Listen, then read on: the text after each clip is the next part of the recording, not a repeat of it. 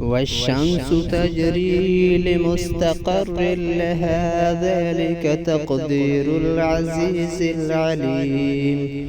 والقمر قدرناه منازل حتى عاد كالعرجون القديم.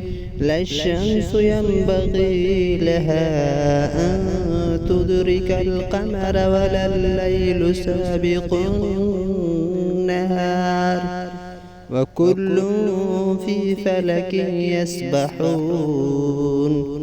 وآية لهم أنا حملنا ذريتهم في الفلك المشحون، وخلقنا لهم من مثله ما يركبون، وإن نشأ نغرقهم فلا صريخ لهم ولا هم ينقذون، إلا رحمة منا ومتاعا إلى حين.